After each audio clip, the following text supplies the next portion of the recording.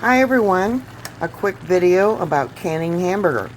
Because I use onion in just about everything, I'm also frying up the onion with my hamburger. So the first thing we're going to do is make sure there is no pink left in the hamburger before we put it into the jars. Alright, I'm putting the meat into a colander to drain the fat.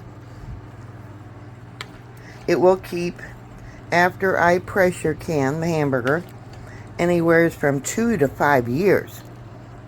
And I'm going to pressure can it for 90 minutes at 11 pounds because I am under the 2,000 foot level.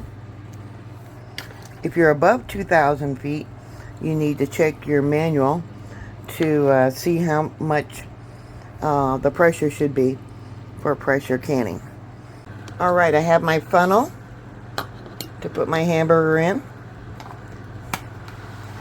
Got my hamburger drained, and we're going to put it in the jars. I'm going to leave 1 inch of head space.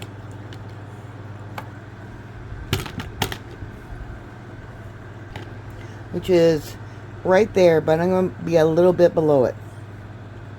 Added my water.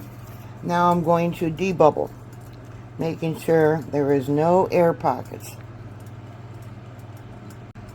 After removing the air bubbles, I made sure that the water level is up to 1 inch of headspace.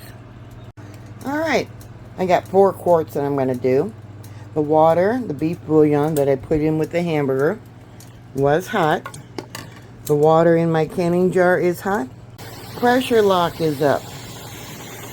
And I'm going to let it vent for 10 minutes.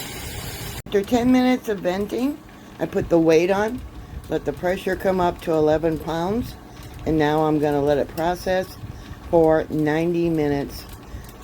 I'm going to wait after the 90 minutes, turn off the heat, let it go down to 0, the pressure gauge. Only after it's 0 will I remove the pressure gauge, let it vent for about 5 minutes, and then I can take out the hamburger. Alright, all done.